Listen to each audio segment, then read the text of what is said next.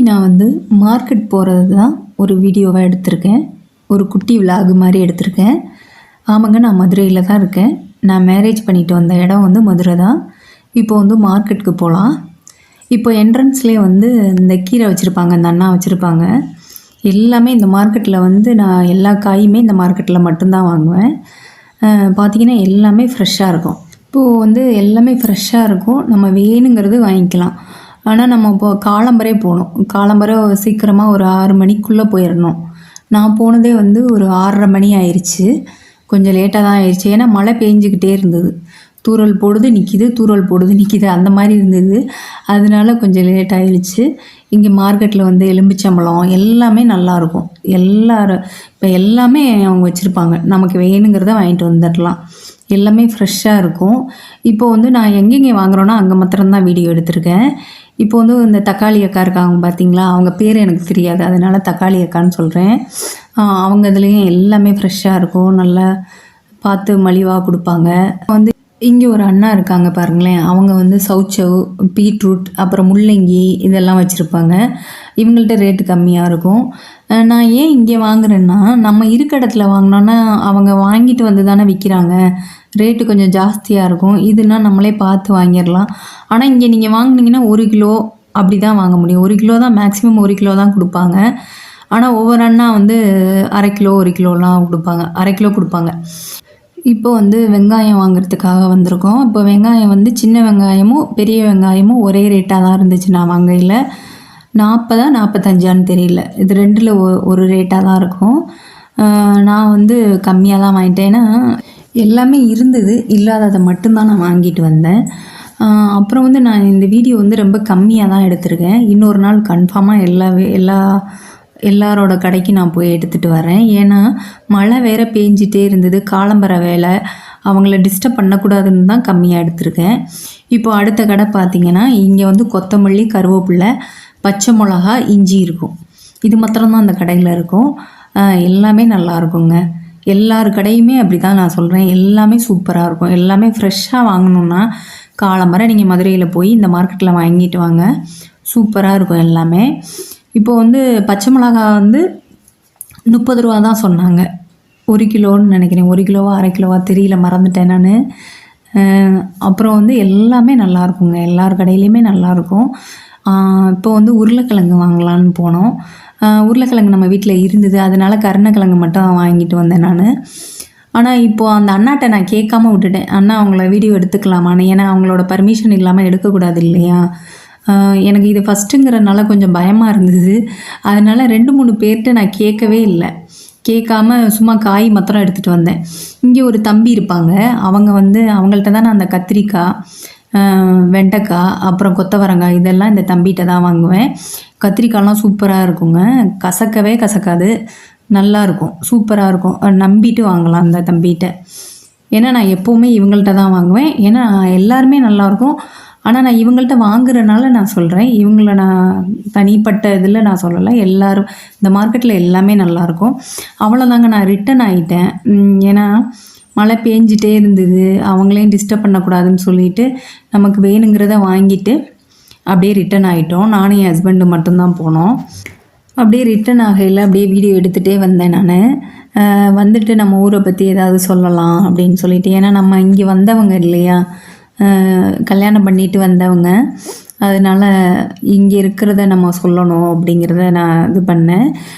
First வந்து எனக்கு மதுரைனாவே எனக்கு கொஞ்சம் பயம். சின்ன பிள்ளையிலேருந்தே கொஞ்சம் பயமாக இருக்கும். அது என்னன்னு தெரியல, மூவியை பார்க்குறனாலையா என்னன்னு தெரியல, கொஞ்சம் பயமாக இருக்கும் எனக்கு. அவங்கெல்லாம் எப்படி இருப்பாங்கன்னு எனக்கு தெரியாது.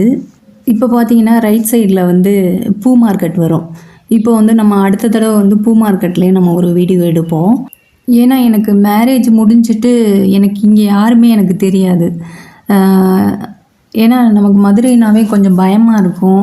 அவங்க வந்து அந்த படத்துல எல்லாம் பார்ப்போம் இல்லையா, பயங்கரமாக சண்டை போடுவாங்க அப்படின்னு தானே நம்ம பார்த்துருக்கோம். நான் அப்படி தான் பார்த்துருக்கேன். அதனால் எனக்கு மதுரைனாவே எனக்கு கொஞ்சம் பயம். இப்போ பார்த்திங்கன்னா எனக்கு மதுரை வந்து அவ்வளோ பிடிச்சி போயிருக்கு. ஏன்னே எனக்கு தெரியாது. ஏன்னா அவங்க பழகுற விதம் இருக்குது இல்லையா, நம்ம ஒரு இது பண்ணையிலே அவங்க வந்து ரொம்ப பாசமாக இருப்பாங்க. மதுரையில் நான் இத்தனை வருஷம் நான் இருக்கேன். அவங்கள எப்போவுமே நான் இதாக பார்த்ததில்ல. நம்மளில் ஒருவங்க மாதிரி தான் இருப்பாங்க. எனக்கு வந்து அண்ணன் கிடையாது. எனக்கு 2 தம்பி மாத்திரம்தான் இருக்காங்க. இப்போ பார்த்தீங்கன்னா மதுரையில் வந்து எனக்கு நிறைய அண்ணன் இருக்காங்க. எத்தனை அண்ணன் இருக்காங்க பாருங்களேன், அவ்வளோ பேர் இருக்காங்க. இப்போது அது ஒரு இது தானே, ரொம்ப சந்தோஷமாக இருக்கும். எனக்கு வந்து யாருமே இங்கே மதுரையில் தெரிஞ்சவங்க இல்லையே அப்படின்ட்டு கொஞ்சம் கஷ்டமாக இருந்தாலும் ஃபஸ்ட்டு ரொம்ப பயமாக இருக்கும். இப்போன்னா அந்த மதுரையை விட்டு வெளியில் போகிறதுக்குன்னா எனக்கு பிடிக்காது. மதுரைக்குள்ளே தான் இருக்கணும். என்ன தான் இருந்தாலும் பசங்க பெரிய ஆளாகி படித்து பெரிய ஆளாகி வந்துட்டாலுமே அவங்களும் இங்கே தான் இருக்கணும்லாம் எனக்கு ரொம்ப ஆசையாக இருக்கும். இப்போ வந்து எங்கள் அம்மாவும் அப்பாவும் மதுரையில் தான் இருந்திருக்காங்க ஃபஸ்ட்டு மேரேஜ் ஆகிட்டு. அப்போது கல்யாணம் போது அம்மா சொன்னது வந்து, நீ ஃபஸ்ட்டு இங்கே தான் உருவான. அதாவது எங்கள் அம்மா இங்கே தான் கன்சீவ் ஆகியிருக்காங்க, மதுரையில் தான் கன்சீவ் ஆகியிருக்காங்க. அதுக்கப்புறம் எங்களோட ஊருக்கு போயிட்டாங்க. எங்களோட ஊருக்கு போயிட்டு அதுக்கப்புறம் பாருங்களேன், நான் பெரிய ஆள் ஆகிட்டு இங்கே வந்து திரும்பி கல்யாணம் பண்ணிவிட்டு இங்கே இருக்கேன். அதான் கடவுளோட இது இல்லையா. அதாவது எங்கே உருவானனோ அங்கேயே வந்து சேர்ந்துட்டேன் நான். ஆனால் ஃபஸ்ட்டு வந்து எனக்கு மதுரைனா ரொம்ப பயங்க. அவங்க எப்படி இருப்பாங்கன்னு எனக்கு தெரியாது, ரொம்ப பயப்படுவேன். ஆனால் இப்போ அந்த பயம் கிடையாது. எங்கே போனாலுமே நம்ம அண்ணன் இருக்காங்க, நம்ம அக்கா இருக்காங்க, நம்ம அம்மா இருக்காங்க, அந்த மாதிரி தான் தோணும். எனக்கு ரொம்ப பிடிச்ச ஊர் மதுரைங்க. நீங்களும் மதுரையில் இருந்தீங்கன்னா சொல்லுங்கள், உங்களோட ஒப்பீனியனை சொல்லுங்கள். இப்போ வந்து இது வந்து சரவணா ஸ்டோருங்க. இப்போ தானே 2-3 எத்தனை வருஷம் ஆச்சுன்னு தெரியல, ஓப்பன் பண்ணியிருந்தாங்க. அதுவும் நல்லாயிருக்கும், போயிட்டு வாங்க. நான் இப்போது வந்து ரிட்டன் ஆகையில் தான் என்னால் வீடியோ எடுக்க முடிஞ்சுது. ஏன்னா மழை பெஞ்சிட்டே இருந்தது, லைட்டாக தூறல் போட்டுகிட்டே இருந்தது. அதனால் ரிட்டன் ஆகையில் அவ்வளோவா மழை இல்லை. அதனால் நாங்கள் குட்டியாக எடுத்துகிட்டு இருந்தோம். அப்படியே ஒவ்வொன்றா நம்ம காலம்பரை வந்து இப்போது ஒரு 7 மணி இருக்கும், 7-7:10 இருக்கும், அவ்வளோதான் இருக்கும். நல்லா மழை பெஞ்சிட்டே இருக்குங்க. இங்கே மதுரையில் வந்து லைட்டாக தூறல் போடுது, அப்புறம் பெரிய மழை வருது, அப்புறம் ஸ்டாப் ஆயிடுது, அந்த மாதிரி இருக்குது. இது வந்து என்னோடய ஃபஸ்ட்டு விலாகுன்றனால கொஞ்சம் நல்லா இருக்காது, வீடியோஸ்லாம் கொஞ்சம் கரெக்டாக இருக்காது.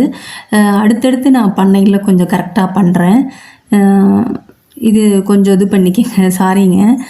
இப்போ வந்து நம்ம மீனாட்சி ஹாஸ்பிட்டல் போயிருச்சு. இப்போது பார்த்திங்கன்னா இந்த ரைட் சைடு எடுத்தோன்னா பாண்டி கோவில் வரும். இப்படியே ரைட் சைடு போனோன்னா நேராக போனோம்னா பாண்டி கோயில். அது போய் முடித்ததுக்கப்புறம் இங்கே நம்ம போனோன்னு வச்சுக்கோங்களேன். இப்போ ஸ்ட்ரெயிட்டாக நாங்கள் வந்து எங்கள் வீட்டுக்கு வரோம். இப்போ ஸ்ட்ரெயிட்டாக போனோன்னு வச்சுக்கோங்களேன், அங்கே ஒரு குட்டியாக ஒரு கோயில் இருக்கும். அந்த கோவில் வந்து அந்த பாண்டி கோவில் இருக்குல்ல, அந்த சாமி வந்து இங்கே இருக்க மாதிரின்னு சொல்லுவாங்க. ஆனால் அது கரெக்டாக என்னன்னு, நான் தப்பாக சொல்கிறேன்னா என்னன்னு தெரியல, எனக்கு தெரிஞ்சதை சொல்கிறேன். ஏன்னா நான் கேள்விப்பட்ட வரை நான் சொல்கிறேன்.